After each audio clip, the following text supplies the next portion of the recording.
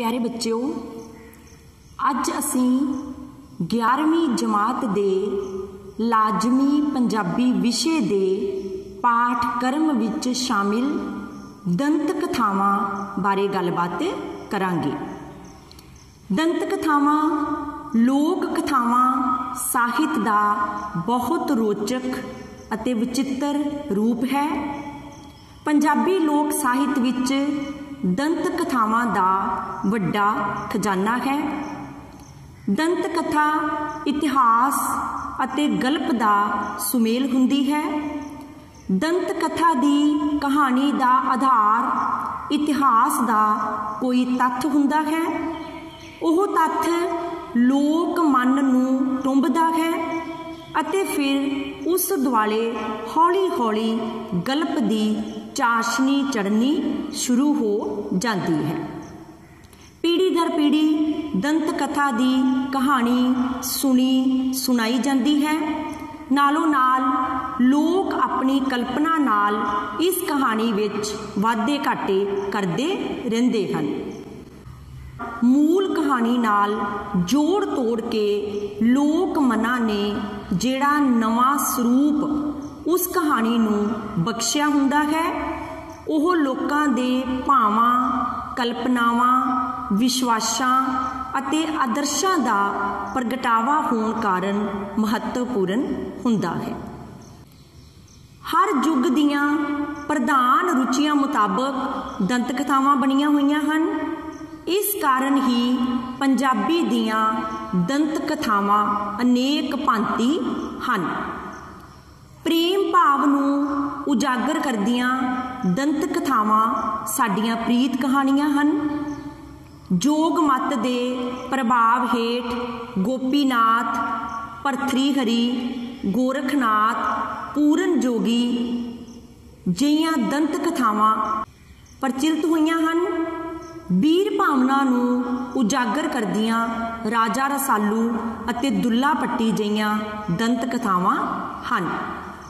विद्वानां ने पंजाबी दियां दंत कथावां दे कई वर्ग कीते हन। आम पंजाबियां विच ओह दंत कथावां ज़्यादा हरमन प्यारियां रहियां हन जिन्हां दे नायकां विच भरपूर जीवन शक्ति, जीवन प्रेम, संजम, साहस, अणख, वीरता जिहे गुणां दा सुमेल होवे।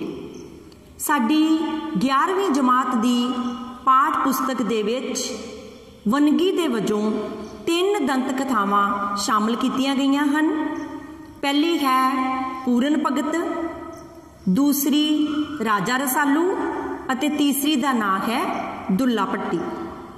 सब तो पहला आपां पूरन भगत दंत कथा बारे गलबात करांगे। पूरन भगत दी लोक कथा पंजाब दी हरमन प्यारी कथा है। वख-वख समयां विच लेखकां ने इस कथा नूं अपने अपने ढंग नाल बयान कीता है।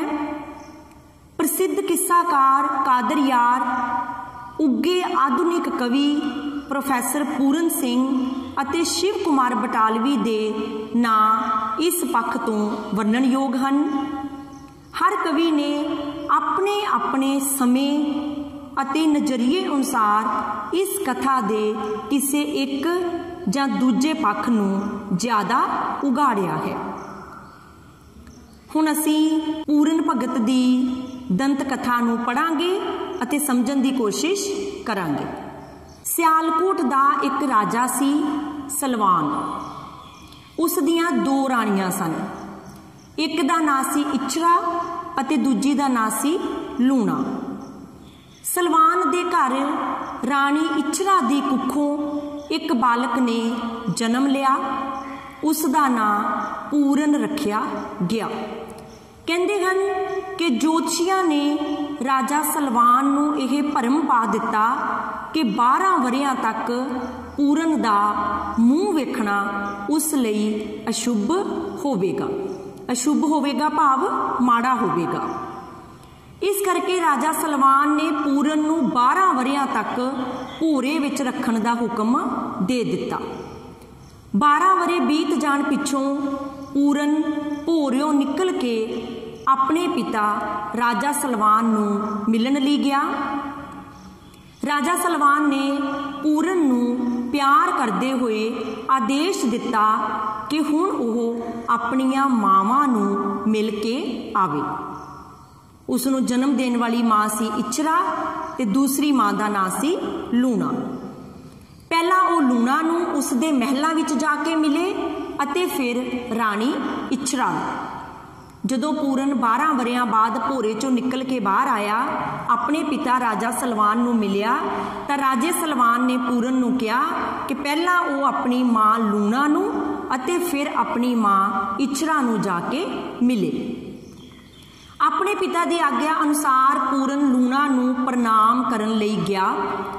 जवान होए पूरन की सुंदरता नूं वेख लूणा दंग रह गई भाव हैरान रह गई। पूरन उस तो मां वाला आशीर्वाद चाहुंदा सी, पर लूणा तां उल्टा पूरन उत्ते मोहित हो गई। वो पूरन नूं अपने पुत्र दी थां प्रेमी दे रूप विच वेखण लगी, पर पूरन दियां नज़रां विच लूणा केवल मां ही सी। पूरन नूं लूणा दी इस सोच कारण भारी निराशा हुई, दुख लगा अते वो काली काली लूणा दे महल विचों निकल गया। दूजे पासे लूणा नूं बहुत गुस्सा आया कि पूरन ने उसकी भावना नूं ठुकरा दिता है। उसने अपनी बेइज्जती महसूस की अते ओह उस तो बदला लैण लई बेचैन हो गई। लूणा दे महलां विचों पूरन दे वापस जाण पिछों लूणा ने एक नवीं साजिश रची।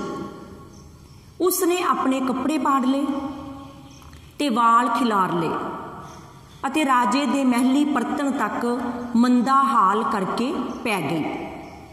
राजे सलवान ने उसदे हालो बेहाल होने का कारण पूछया। लूणा ने झूठी कहानी कढ़ के रोंदे पिटदे हुए दस्या कि पूरन मां पुत्र दे रिश्ते दी मर्यादा दा सत्कार भुल के उसकी सुंदरता वेख के उसते डुल गया। राजा सलवान ने लूणा दियां तोहमतां नूं सच मान लिया अते उस समय पूरन नूं सद के बिना उसकी गल सुने जलादां दे हवाले करके हुक्म दे दिता कि ओह पूरन नूं मार के किसी खूह विच सुट दे। पूरन तां अपने पिता दा हुक्म मान के अपनी जन्म देण वाली मां इचरा तो पहला अपनी मतरेई मां लूणा नूं मिलन उसदे महली गया सी, पर लूणा पूरन दी सुंदरता देख के मां पुत्र दे रिश्ते नूं भुल गई। पर जदों पूरन ने लूणा दी भावना नूं ठुकरा दिता तां लूणा ने इस गल दे विच अपनी बेइज्जती समझदे होए पूरन तो बदला लैण वास्ते एक साजिश घड़ी, स्कीम घड़ी। उसने अपने कपड़े पाड़ ले, वाल खिलार ले ते झूठी तोहमत पूरन दे उपर लगा दिती कि पूरन मां पुत दे रिश्ते नूं भुल गया है। राजे सलवान ने लूणा दी गल ते यकीन किया। पूरन दी बिना गल सुने उसनूं जलादां दे हवाले कर दिता। जलादां नूं हुक्म दिता कि इस नूं मार के किसी खूह दे विच सुट दिता जावे। राजे दे हुक्मां दी पालना करदे होए जलाद भोले भाले पूरन नूं फड़ के लै गए, पर उन्हां नूं पता सी कि पूरन निर्दोष है।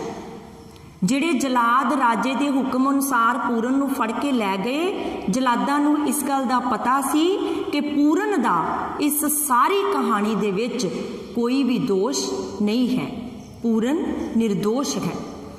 उन्हां नूं मासूम पूरन उत्ते तरस आ गया, सो उन्हां ने पूरन नूं जानो मारन दी थां उसदे हथ पैर कट के एक सुक्के खूह विच सुट दिता।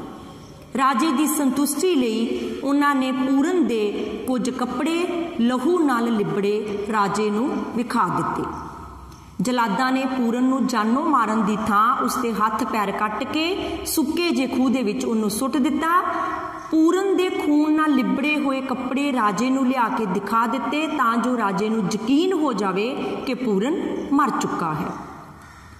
ਸਬੱਬ ਨਾਲ ਉਸ ਰਾਹੋਂ ਜੋਗੀ ਗੋਰਖਨਾਥ ਅਤੇ ਉਸ ਦੇ ਚੇਲਿਆਂ ਦੀ ਟੋਲੀ ਲੰਘੀ। ਉਹਨਾਂ ਨੇ ਉਸ ਸੁੰਨੇ ਖੂਹ ਵਿੱਚ ਹਾਏ ਹਾਏ ਦੀ ਦਰਦ ਭਰੀ ਆਵਾਜ਼ ਸੁਣੀ।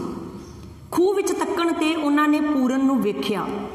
ਗੁਰੂ ਗੋਰਖਨਾਥ ਨੇ ਪੂਰਨ ਤੋਂ ਉਸ ਬਾਰੇ ਪੁੱਛਿਆ। ਪੂਰਨ ਨੇ ਆਪਣੀ ਹੱਡ ਬੀਤੀ ਜਿਉਂ ਦੀ ਤਿਉਂ ਸੁਣਾ ਦਿੱਤੀ। ਗੁਰੂ ਗੋਰਖਨਾਥ ਨੇ ਪੂਰਨ ਨੂੰ ਕਿਹਾ, ਮੈਂ ਤੇਰਾ ਸੱਚ ਪਰਖਣ ਲਈ ਕੱਚੇ ਸੂਤ ਦਾ ਇੱਕ ਧਾਗਾ ਖੂਹ ਵਿੱਚ ਲਮਕਾਉਂਦਾ ਹਾਂ। ਜੇ ਤੂੰ ਸੱਚਾ ਹੈ ਤਾਂ ਇਸ ਨਾਲ ਖੂਹ ਵਿੱਚੋਂ ਬਾਹਰ ਆ ਜਾ। ਗੁਰੂ ਗੋਰਖਨਾਥ ਵੀ ਦੇਖਣਾ ਚਾਹੁੰਦੇ ਸਨ ਕਿ ਪੂਰਨ ਦੀ ਦੱਸੀ ਹੋਈ ਹੱਡ ਬੀਤੀ ਦੇ ਵਿੱਚ ਸਚਾਈ ਹੈ ਜਾਂ ਨਹੀਂ। ਉਹਨਾਂ ਨੇ ਪੂਰਨ ਨੂੰ ਕਿਹਾ ਕਿ ਮੈਂ ਇੱਕ ਕੱਚੇ ਸੂਤ ਦਾ ਧਾਗਾ ਖੂਹ ਦੇ ਵਿੱਚ ਲਮਕਾਉਂਦਾ ਹਾਂ। ਜੇਕਰ ਤੇਰੀ ਗੱਲਬਾਤ ਦੇ ਵਿੱਚ ਸਚਾਈ ਹੈ ਤਾਂ ਤੂੰ ਇਸ ਧਾਗੇ ਨੂੰ ਫੜ ਕੇ ਖੂਹ ਤੋਂ ਬਾਹਰ ਆ ਸਕਦਾ ਹੈ। ਪੂਰਨ ਕੱਚੇ ਧਾਗੇ ਨੂੰ ਫੜ ਕੇ ਹੌਲੀ ਹੌਲੀ ਖੂਹ ਵਿੱਚੋਂ ਬਾਹਰ ਆ ਗਿਆ। ਪੂਰਨ ਦਾ ਸੱਤ ਤੇ ਤੇਜ ਵੇਖ ਕੇ ਜੋਗੀ ਜੈ ਜੈ ਕਰਨ ਲੱਗ ਗਏ। ਤਦ ਗੁਰੂ ਗੋਰਖਨਾਥ ਨੇ ਪੂਰਨ ਦੇ ਸਿਰ ਤੇ ਹੱਥ ਫੇਰਿਆ ਤੇ ਆਪਣੀ ਸ਼ਕਤੀ ਨਾਲ ਉਸ ਨੂੰ 9/9 ਕਰ ਦਿੱਤਾ। 9/9 ਕਰ ਦਿੱਤਾ ਭਾਵ ਬਿਲਕੁਲ ਠੀਕ ਕਰ ਦਿੱਤਾ। ਇਸ ਪਿੱਛੋਂ ਪੂਰਨ ਨੇ ਗੋਰਖਨਾਥ ਤੋਂ ਜੋਗ ਧਾਰਿਆ ਤੇ ਉਹ ਇੱਕ ਜੋਗੀ ਬਣ ਗਿਆ। ਗੋਰਖਨਾਥ ਦੇ ਹੋਰ ਚੇਲਿਆਂ ਵਾਂਗ ਪੂਰਨ ਵੀ ਸਮੇਂ-ਸਮੇਂ ਨਗਰਾਂ ਵਿੱਚ ਭਿੱਖਿਆ ਲੈਣ ਜਾਂਦਾ ਭਾਵ ਮੰਗਣ ਜਾਂਦਾ। ਇੱਕ ਵਾਰੀ ਪੂਰਨ ਜੋਗੀ ਰਾਣੀ ਸੁੰਦਰਾ ਦੇ ਮਹਿਲੀ ਭਿੱਖਿਆ ਮੰਗਣ ਗਿਆ। ਰਾਣੀ ਸੁੰਦਰਾ ਨੇ ਮਹਿਲਾਂ ਉੱਤੋਂ ਪੂਰਨ ਨੂੰ ਵੇਖਿਆ। ਉਹ ਪੂਰਨ ਦੇ ਰੂਪ ਅਤੇ ਤੇਜ ਨੂੰ ਵੇਖ ਕੇ ਉਸ ਉੱਤੇ ਡੁੱਲ ਗਈ।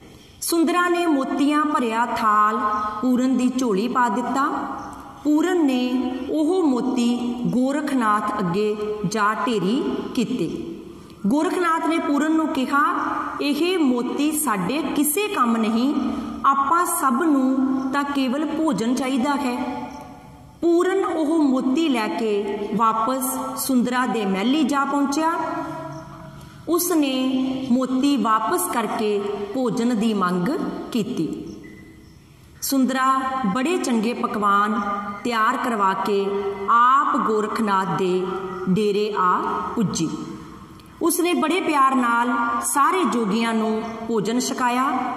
ਗੋਰਖਨਾਥ ਸੁੰਦਰਾ ਦੀ ਸ਼ਰਧਾ ਵੇਖ ਕੇ ਤਰੁੱਠ ਗਿਆ। ਉਸਨੇ ਸੁੰਦਰਾ ਨੂੰ ਕਿਹਾ ਕਿ ਉਹ ਕੋਈ ਵਰਦਾਨ ਮੰਗ ਲਵੇ। ਸੁੰਦਰਾ ਨੇ ਕਿਹਾ ਕਿ ਜੇ ਆਪ ਦਿਆਲ ਹੋਏ ਹੋ ਤਾਂ ਆਪਣਾ ਪੂਰਨ ਮੈਨੂੰ ਦੇ ਦਿਓ। ਗੋਰਖਨਾਥ ਨੇ ਖੁਸ਼ ਹੋ ਕੇ ਪੂਰਨ ਨੂੰ ਆਦੇਸ਼ ਦਿੱਤਾ, ਹੁਕਮ ਦਿੱਤਾ ਕਿ ਉਹ ਸੁੰਦਰਾ ਨਾਲ ਚਲਾ ਜਾਵੇ ਤੇ ਗ੍ਰਸਤ ਧਾਰਨ ਕਰ ਲਵੇ, ਭਾਵ ਕਿ ਸੁੰਦਰਾ ਦੇ ਨਾਲ ਵਿਆਹ ਕਰਵਾ ਲਵੇ। ਸੁੰਦਰਾ ਖੁਸ਼ੀ-ਖੁਸ਼ੀ ਪੂਰਨ ਨੂੰ ਨਾਲ ਲੈ ਕੇ ਆਪਣੇ ਮਹਿਲ ਵਿੱਚ ਆ ਗਈ, ਪਰ ਪੂਰਨ ਦਾ ਮਨ ਬੜਾ ਉਚਾਟ ਸੀ ਭਾਵ ਉਦਾਸ ਸੀ। ਉਸ ਨੂੰ ਸੁੰਦਰਾ ਦੇ ਮਹਿਲੀ ਰਹਿਣ ਦੀ ਗੱਲ ਕੋਈ ਖੁਸ਼ੀ ਨਹੀਂ ਸੀ ਦੇ ਰਹੀ। ਸੁੰਦਰਾ ਨੇ ਪੂਰਨ ਨੂੰ ਕਿਹਾ ਕਿ ਮੈਂ ਤੁਹਾਡੇ ਖੁਸ਼ ਰਹਿਣ ਤੇ ਹੀ ਖੁਸ਼ ਹੋ ਸਕਾਂਗੀ। ਪੂਰਨ ਨੇ ਇਹਨਾਂ ਸਾਰੇ ਅਡੰਬਰਾਂ ਤੋਂ ਮੁਕਤ ਰਹਿਣ ਦੀ ਆਪਣੀ ਇੱਛਾ ਸੁੰਦਰਾ ਨੂੰ ਦੱਸੀ। ਤਦ ਸੁੰਦਰਾ ਨੂੰ ਵੀ ਉਜਰ ਨਾ ਰਿਹਾ ਤੇ ਪੂਰਨ ਮੁੜ ਗੁਰੂ ਗੋਰਖਨਾਥ ਕੋਲ ਆ ਗਿਆ। ਲੰਮਾ ਸਮਾਂ ਬੀਤ ਜਾਣ ਤੇ ਇੱਕ ਵਾਰੀ ਪੂਰਨ ਜੋਗੀ ਦੇ ਰੂਪ ਵਿੱਚ ਸਿਆਲਕੋਟ ਵਿੱਚ ਆ ਗਿਆ। ਉਦੋਂ ਤੱਕ ਉਹ ਪੂਰਨ ਭਗਤ ਵਜੋਂ ਉੱਗਾ ਹੋ ਚੁੱਕਾ ਸੀ ਭਾਵ ਮਸ਼ਹੂਰ ਹੋ ਚੁੱਕਾ ਸੀ, ਪ੍ਰਸਿੱਧ ਹੋ ਚੁੱਕਾ ਸੀ। ਕਹਿੰਦੇ ਹਨ ਕਿ ਪੂਰਨ ਦੇ ਜਾਣ ਨਾਲ ਰਾਜੇ ਦਾ ਉਹ ਸੁੱਕਾ ਬਾਗ ਜਿੱਥੇ ਪੂਰਨ ਠਹਿਰਿਆ ਸੀ ਹਰਾ ਹੋ ਗਿਆ। ਰਾਣੀ ਇੱਛਰਾ ਆਪਣੇ ਪੁੱਤਰ ਦੇ ਵਿਯੋਗ ਵਿੱਚ ਰੋ ਕੇ ਅੰਨੀ ਹੋ ਚੁੱਕੀ ਸੀ। ਸ਼ਹਿਰ ਵਿੱਚ ਪੂਰਨ ਭਗਤ ਦੇ ਪਹੁੰਚਣ ਦੀ ਖਬਰ ਸੁਣ ਕੇ ਉਹ ਵੀ ਉਸ ਦੇ ਦਰਸ਼ਨਾਂ ਲਈ ਆਈ। ਕਿਹਾ ਜਾਂਦਾ ਹੈ ਕਿ ਪੂਰਨ ਦੇ ਬੋਲ ਸੁਣ ਕੇ ਇੱਛਰਾ ਨੇ ਉਸ ਨੂੰ ਪਛਾਣ ਲਿਆ ਅਤੇ ਉਸ ਦੀ ਨਜ਼ਰ ਵਾਪਸ ਆ ਗਈ। ਇੱਛਰਾ ਪੂਰਨ ਦੀ ਮਾਂ ਸੀ ਜਿਸ ਨੇ ਪੂਰਨ ਨੂੰ ਜਨਮ ਦਿੱਤਾ ਸੀ। जदों उसने अपने पूरन दे बोलां नूं सुनिया, उसदे कन्नां दे विच अपने पुत्र दे बोल पए तां उसदी नज़र वापस आ गई। उधर औलाद ना होण कारण निराश हुई लूणा भी राजा सलवान नूं नाल लैके पूरन भगत कोल आ पहुंची। लूणा जिसने तुहमत लाई सी ते पूरन भगत नूं सज़ा मिली सी, कोई औलाद कोई बच्चा ना होण कारण वो भी अपने पति सलवान नूं नाल लैके पूरन भगत दे कोल आई।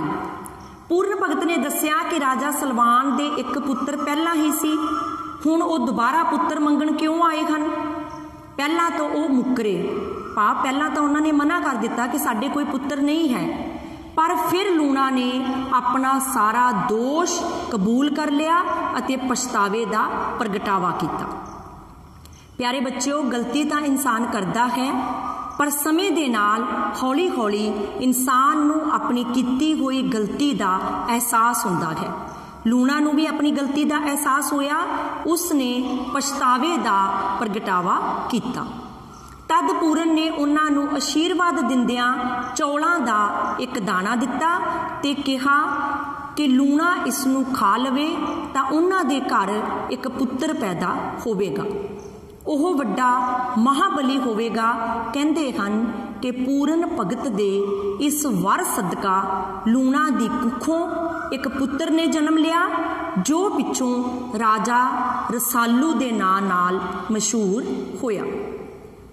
इस मुलाकात दौरान पूरन भगत ने राजा सलवान नूं अपने बारे दस दिता। ये जान के राजा सलवान ने पूरन नूं अपना राज संभालण लई कहा, पर हुण पूरन लई इन्हां गल्लां दा कोई अर्थ नहीं सी। इसलिए उसने बड़ी निमरता नाल कहा, मैं तां हुण त्यागी हाँ, माया दे इन्हां बंधनां नाल मैनूं कोई मोह नहीं है। कुछ दिन उत्थे रह के पूरन यह कहंदा अगे चलिया गया, जोगी चलदे भले नगर वसदे भले। ये सी पूरन भगत दी दंत कथा। असी पूरन भगत दी दंत कथा विच पढ़िया है कि किवें पूरन भगत ने अपनी मतरेई मां नूं चौलां दा दाना दे के आशीर्वाद दिता सी कि उन्हां दे घर एक सूरबीर पुत्र जन्म लवेगा। वह सूरबीर पुत्र राजा रसालू सी। पूरन भगत दे आशीर्वाद नाल सियालकोट दे राजा सलवान दे घर राणी लूणा दी कुखों लोकबीर रसालू दा जन्म होया। राजे दे ज्योतिषियां ने राजे नूं 12 वरे तक रसालू दा मूँह वेखना अशुभ दस्सिया। राजा सलवान ने ज्योतिषियां दा कहना मन के पहला पूरन नूं 12 साल भोरे विच रखिया ते हुण रसालू नूं भी एक वखरे भोरे विच रखण दा प्रबंध कर दिता। जिस दिन रसालू ने जन्म लिया सी उसे दिन सलवान दे अस्तबल विच एक वछेरा जम्मिया सी। रसालू शुरू तो आज़ाद तबीयत सी, इसलिए उसने 11वें वरे विच ही भोरे विचों निकलण दा निश्चा किया। भोरे तो बाहर दा खुला जहान रसालू नूं बहुत चंगा लग्या। रसालू बहुत सुंदर अते जवान सी। उसदी एक तकनी तो ही वेखण वाला कीलिया जांदा सी। पहले दिन ही जदों रसालू ऐक नदी विच इशनान करन गया तां चंदन देई नां दी एक राजकुमारी उस प्रति खिंची गई। रसालू चुफेरे भरपूर जीवन वेख खुश हुंदा सी, पर वह संजमी भी सी। इसलिए सुंदरता की खिच जां कोई लालच उसनूं बन नहीं सकते सन। कुछ दिन ही बीते सन कि रसालू की शिकायत राजा सलवान कोल पहुंची कि वह पानी भरन आईयां कुड़ियां दे घड़े गुलेल नाल तोड़ दिंदा है। पर ज्योतिषियां दे आखण अनुसार राजे ने 12 साल तो पहला रसालू का मूँह नहीं सी वेखना। उसने हुक्म दिता कि कुड़ियां मिट्टी के घड़ियां की थां पित्तल दियां गागरां नाल पानी भरन जाण। तद रसालू ने फौलाद दे तीरां नाल गागरां दे भी निशाने विन्हने शुरू कर दिते। राजे तो यह सहन ना होया। उसने रसालू नूं दरबार विच बुलाया अते सज़ा वजों उसनूं देस निकाला दे दिता। यह ओह दिन सी जदों 12 वरियां पिछों रसालू ने अपने पिता नूं पहली बार मिलना सी। 12 वरे तक रसालू भोरे विच रहा। 12 वरियां बाद जदों भोरे तो बाहर निकल के उन्हें अपने पिता नूं मिलना सी, पर उसे दिन पिता ने उसनूं सज़ा वजों देस निकाला दे दिता। रसालू ने ओह शहर उसे रात छड्ड दिता। उस दे नाल फौलादी नां दा घोड़ा ते तोता भी सन जो उसदे बचपन दे साथी सन। पहली रात उस दे नाल 2 होर साथी भी सन, पर उसने एक रात दियां औकड़ां पिछों ही वेख लिया कि शेर नाल गिद्दड़ां दा साथ नहीं पुगना। इसलिए उसने दोहां साथियां नूं वापस भेज दिता। ਉਹ अपने घोड़े फौलादी अते तोते नाल ही अगे चल पिया।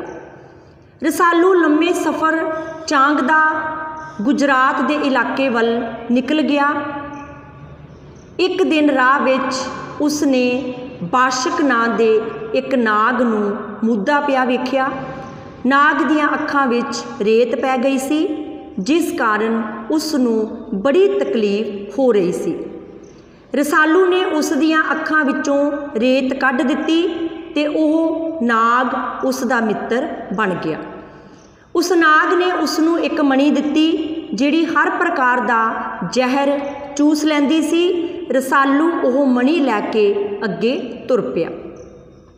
रसालू नूं जिथे भी किते जुल्म होण दा पता लगदा ओह उत्थे पहुँच जांदा अते जुल्म करन वाले नूं मार मुकाउंदा। इस करके उसकी प्रसिद्धि सारे पासे फैल गई सी। एक बार सूआ दे इलाके वल जा रहा सी। यह इलाका हरा भरा ते मनमोहना सी। इस इलाके विच राजा हरी चंद दा राज सी। एक दिन शाम वेले हरी चंद दी लड़की सरूपा अपनियां सहेलियां नाल बाग विच खेड रही सी। उत्थे नेड़े ही रसालू आराम कर रहा सी। रसालू ने सरूपा नूं वेख्या तां ओह उस ते मोहित हो गया। रसालू उस नाल विआह करवाउण बारे सोचण लगा। जदों रसालू राजा हरी चंद दे शहर पुज्जा तां पता लगा कि राजे ने सरूपा दा विआह उस सूरबीर नाल करन दा ऐलान किया जिहड़ा एक विशेष प्रकार दे जंतर विच तीर मार के सुनहरी मच्छी नूं फुंडेगा। रसालू ने अपनी तीर अंदाजी दे हुनर सदका सुनहरी मच्छी नूं फुंड दिता। उस वेले राजा हरी चंद नूं खबर पहुँच गई कि रसालू ने उसदी धी दे विआह दी शर्त जित लई है। तद राजे ने रसालू नूं बड़े आदर सत्कार नाल बुलाया अते उस नाल अपनी धी दा विआह करना मान लिया।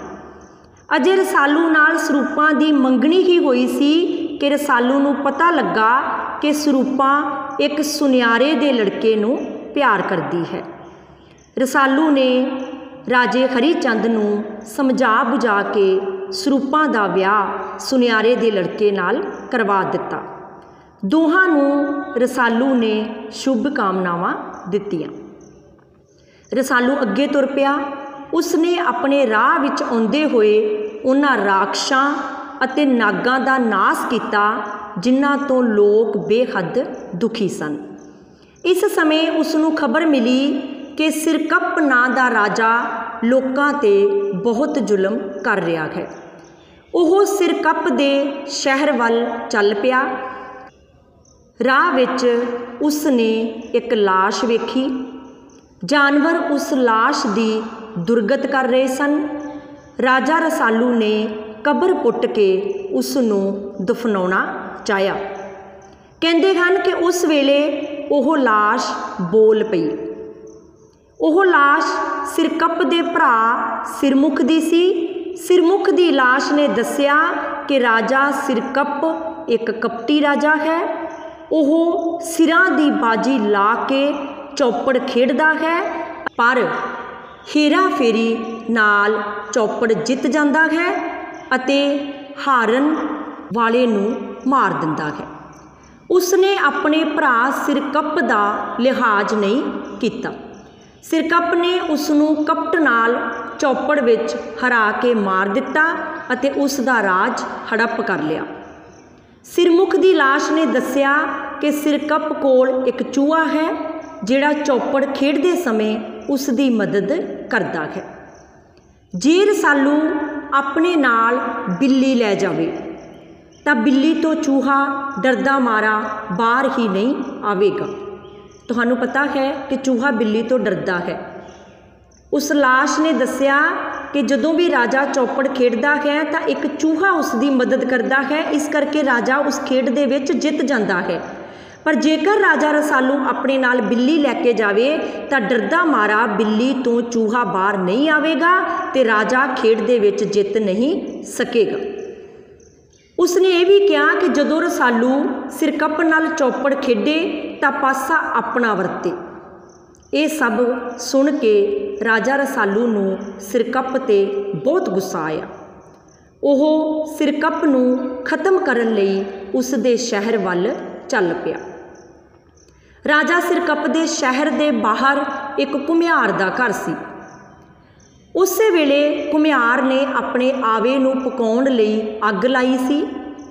ਆਵੇ ਦੇ ਆਸੇ-ਪਾਸੇ ਇੱਕ ਬਿੱਲੀ ਰੋਂਦੀ ਫਿਰ ਰਹੀ ਸੀ। ਉਸ ਦੇ ਬਲੂੰਗੜੇ ਆਵੇ ਵਿੱਚ ਪਏ ਸਨ। ਬਿੱਲੀ ਦੀ ਹਾਲਤ ਵੇਖ ਕੇ ਰਸਾਲੂ ਨੂੰ ਬੜਾ ਤਰਸ ਆਇਆ। ਉਸ ਨੇ ਘੁਮਿਆਰ ਨੂੰ ਪੁੱਛਿਆ ਕਿ ਬਲੂੰਗੜੇ ਕਿਵੇਂ ਬਚਾਏ ਜਾਣ। ਘੁਮਿਆਰ ਨੇ ਕਿਹਾ ਕਿ ਜੇ ਹੁਣ ਮੈਂ ਆਵੇ ਦੀ ਅੱਗ ਬੁਝਾਵਾਂਗਾ ਤਾਂ ਬਿੱਲੀ ਦੇ ਬੱਚੇ ਤਾਂ ਬਚ ਜਾਣਗੇ, ਪਰ ਮੇਰੇ ਭਾਂਡੇ ਤਬਾਹ ਹੋ ਜਾਣਗੇ। ਰਸਾਲੂ ਨੇ ਘੁਮਿਆਰ ਨੂੰ ਆਵੇ ਦੇ ਸਾਰੇ ਭਾਂਡਿਆਂ ਦੀ ਕੀਮਤ ਦੇ ਦਿੱਤੀ ਅਤੇ ਆਵੇ ਦੀ ਅੱਗ ਬੁਝਵਾ ਦਿੱਤੀ। ਬਿੱਲੀ ਆਪਣੇ ਬੱਚਿਆਂ ਨੂੰ ਸਲਾਮਤ ਵੇਖ ਕੇ ਬੜੀ ਖੁਸ਼ ਹੋਈ। ਉਸਨੇ ਇੱਕ ਬਲੂੰਗੜਾ ਰਸਾਲੂ ਨੂੰ ਦੇ ਦਿੱਤਾ ਤੇ ਕਿਹਾ, ਹੋ ਸਕਦਾ ਹੈ ਕਦੀ ਇਹ ਤੇਰੀ ਮਦਦ ਕਰੇ। ਰਸਾਲੂ ਬਲੂੰਗੜੇ ਨੂੰ ਲੈ ਕੇ ਰਾਜਾ ਸਿਰਕੱਪ ਦੀ ਨਗਰੀ ਵਿੱਚ ਦਾਖਲ ਹੋ ਗਿਆ। ਸਿਰਕੱਪ ਨੂੰ ਉਸ ਦੇ ਸੁਹੀਆ ਨੇ ਰਸਾਲੂ ਦੇ ਆਉਣ ਬਾਰੇ ਦੱਸ ਦਿੱਤਾ ਸੀ। ਸਿਰਕੱਪ ਨੇ ਰਸਾਲੂ ਦੇ ਰਾਹ ਵਿੱਚ ਬੜੀਆਂ ਰੁਕਾਵਟਾਂ ਪਾਉਣ ਦੀ ਕੋਸ਼ਿਸ਼ ਕੀਤੀ, ਪਰ ਰਸਾਲੂ ਨੂੰ ਕੋਈ ਮੁਸ਼ਕਲ ਰੋਕ ਨਾ ਸਕੀ। ਉਹ ਰਾਜੇ ਸਿਰਕੱਪ ਦੇ ਮਹਿਲੀਂ ਜਾ ਪਹੁੰਚਿਆ ਤੇ ਉਸ ਨੂੰ ਚੌਪੜ ਖੇਡਣ ਲਈ ਲਲਕਾਰਿਆ।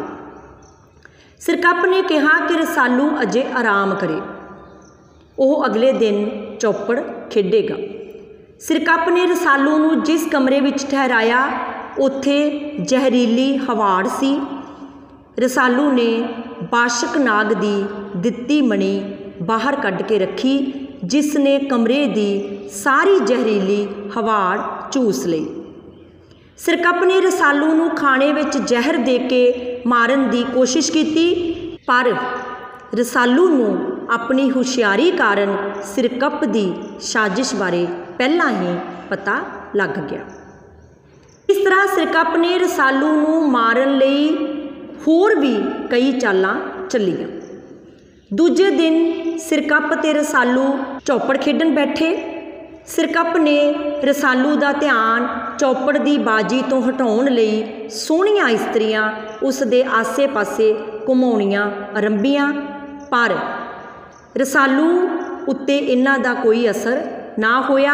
ਰਸਾਲੂ ਕੋਲ ਬਿੱਲੀ ਦਾ ਬਲੂੰਗੜਾ ਸੀ, ਜਿਸ ਕਾਰਨ ਸਿਰਕੱਪ ਦਾ ਚੂਹਾ ਵੀ ਸਿਰਕੱਪ ਦੀ ਮਦਦ ਨਾ ਕਰ ਸਕਿਆ। ਰਸਾਲੂ ਨੇ ਆਪਣੇ ਪਾਸੇ ਨਾਲ ਚੌਪੜ ਖੇਡੀ। ਸਿਰਕੱਪ ਚੌਪੜ ਹਾਰ ਗਿਆ। ਉਸ ਵੇਲੇ ਸਿਰਕੱਪ ਨੂੰ ਖਬਰ ਮਿਲੀ ਕਿ ਉਸ ਦੇ ਘਰ ਇੱਕ ਕੁੜੀ ਨੇ ਜਨਮ ਲਿਆ ਹੈ। ਸਿਰਕੱਪ ਨੇ ਹੁਕਮ ਦਿੱਤਾ ਕਿ ਕੁੜੀ ਨੂੰ ਮਾਰ ਦਿਓ, ਇਹ ਮੇਰੇ ਲਈ ਨੈਸ਼ ਹੈ। ਪਰ ਰਸਾਲੂ ਨੇ ਕਿਹਾ ਕਿ ਉਸ ਲਈ ਉਹ ਕੁੜੀ ਭਾਗਾਂ ਵਾਲੀ ਹੈ, ਇਸ ਲਈ ਉਸ ਨੂੰ ਨਾ ਮਾਰਿਆ ਜਾਵੇ। ਜਦੋਂ ਉਹ ਵੱਡੀ ਹੋ ਜਾਵੇਗੀ ਤਾਂ ਉਹ ਉਸ ਨਾਲ ਵਿਆਹ ਕਰਵਾ ਲਵੇਗਾ। सिरकप ने यह सुझाव मान लिया। रसालू सिरकप नूं मारन लगा तो सिरकप ने नवी जम्मी धी का वास्ता पा के अपनी जान की खैर मंगी। तद राजा रसालू ने सिरकप नूं माफ़ कर दिता। सिरकप ने भी अगे तो नेकी नाल राज करन दा प्रण किया। सिरकप की नवी जम्मी धी का नाम कोकला रखिया गया सी। राजा रसालू ने कोकला लई किसे थां एक सुंदर महल उसारन दी सोची। वो किसे चंगी थां दी भाल विच फिरन लगा। राह विच उसनूं एक सपनी मिली। सपनी ने रसालू नूं डंगना चाहया पर रसालू ने उसनूं मार दिता। सपनी ने रसालू नूं श्राप दे दिता। श्राप तो मुक्ति प्राप्त करन लई रसालू नूं 12 साल होर कोकला तो दूर रहना पैना सी। रसालू ने कोकला नूं महल विच लै आंदा। कोकला हुण जवान हो चुकी सी ते रसालू दी राणी बन के रहना चाहुंदी सी। पर रसालू नागणी दे श्राप तो बचण लई उस तो परे रह रिहा सी। इन्ने नूं एक दिन होडी नां दा राजा कोकला दे महल कोलों लंघिया। ओह कोकला नूं वेख के उस दे रूप ते मोहित हो गया। कोकला भी उसनूं दिल दे बैठी। राजा रसालू नूं अपने तोते तो होडी ते कोकला दी करतूत दा पता लगा तां उसनूं बड़ा गुस्सा आया। उसने होडी नूं मार दिता। होडी दी मौत दी खबर सुन के कोकला भी महल उत्तों छाल मार के मर गई। कोकला दी मौत तो बाद राजा रसालू दा मन बड़ा उदास हो गया। ओह इलाका छड्ड के रावलपिंडी दे इलाके वल आ गया। उस इलाके विच एक डैन रहिंदी सी। उस डैन ने तबाही मचाई हुई सी। लोकां दी पुकार सुन के रसालू डैन नूं मारन लई तुर पिया। अगे बहुत दूर जाके उसनूं ओह डैन मिली, पर इस तो पहला कि ओह डैन दा खात्मा करदा, डैन ने मंत्र पढ़ के रसालू नूं पत्थर बना दिता। रसालू घोड़े समेत सैल पत्थर हो गया। लोकां दा विश्वास है कि फिर जदों भी धरती ते जुल्म वधेगा तां रसालू सुरजीत हो जाएगा अते जालमां दा नाश करके दम लएगा। ये सी राजा रसालू दी दंत कथा। साडे पाठक्रम में शामिल तीसरी दंत कथा का नाम है दुल्ला भट्टी। दुल्ला भट्टी पंजाबी दी एक प्रसिद्ध दंत कथा है। इस दा शुमार पंजाब दियां वीर कथावां विच भी हुंदा है। दुल्ला भट्टी पंजाबी गैरत, स्वैमान, साहस ते बहादरी का स्वरूप मन्निया जाता है। पंजाब का यह नायक मुगल बादशाह अकबर दे समय होया। एडी वड्डी राज शक्ति नूं ललकारन ते उस नाल मत्था लाउण दा जो हौसला दुल्ला भट्टी ने विखाया, उस कारण उसका नाम आम लोकां दी जुबान ते चढ़ गया। लोकां दा दर्दमंद होण कारण दुल्ला भट्टी का नाम कई लोक गीतां दा शिंगार भी बनिया। हुण असीं दुल्ला भट्टी दी दंत कथा नूं पढ़ांगे अते समझण दी कोशिश करांगे। दुल्ला सांदलबार दा जंपल सी। उसके पिता का नाम फरीद खां सी। यह परिवार भट्टी राजपूतां नाल संबंध रखदा सी, जिस कारण दुल्ले का नाम दुल्ला भट्टी करके मशहूर होया। दुल्ले दे प्यो दादे भी अपने समय दे तकड़े, अणखीले ते बहादुर व्यक्ति सन। उन्हां ने मुगलों की तौंस मनण अते मामला देण तो इनकार कर दिता सी। कहंदे हन कि जदों अकबर लाहौर आया तां उसने फौज भेज के इन्हां बागियां नूं लाहौर सद्दिया अते कतल करवा दिता। फिर आम लोकां विच दहशत पाउण अते राज शक्ति दा भै पैदा करन लई दुल्ले दे प्यो दादे दियां खल्लां विच तूड़ी भरवा के इन्हां नूं शहर दे मुख दरवाजे ते टंगवा दिता।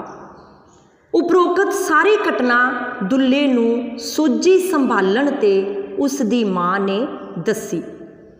तेरा सांदल दादा मारिया दिता भोरे च पा, मुगलां पुठियां खल्लां ला के भरियां नाल हवा।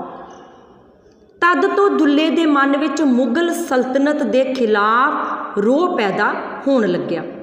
कहा जाता है कि जदों दुल्ले दा जन्म होया उन्हां दिनां विच अकबर दी एक राजपूत राणी दी कुखों एक पुत्र सलीम ने जन्म लिया, जो पिछों शहजादा शेखू वजों भी जानिया गया। सलीम काफ़ी कमज़ोर सी। बादशाह उसनूं बलवान सूरमा बनाउणा चाहुंदा सी, इसलिए हकीमां दी सलाह उत्ते उस लई एक सेहतमंद राजपूत चुंगावी दा प्रबंध करना पिया। उन्हां दिनां विच ही दुल्ला जम्मिया सी। बादशाह ने दुल्ले दी मां नूं चुंगावी वजों महलां विच सद लिया।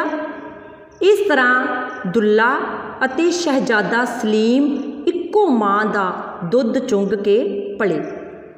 इस दौरान वो इकट्ठे खेडदे अते शस्त्र विद्या सिखते रहे। इस कारण दुल्ला महलां दे बादशाही जलों तो भी जाणू हो गया।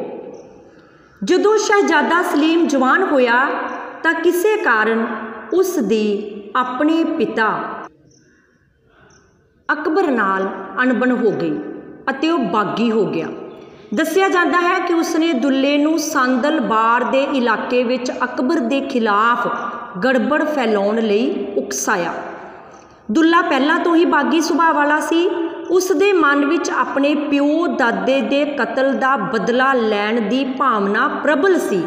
उसने सरकारी मामला तां की देना सी, सगों ओह आउंदे जांदे शाही काफलियां नूं भी लुट लैंदा सी। एक वारी घोड़ियां दा एक व्यापारी लाहौर नूं जा रहा सी।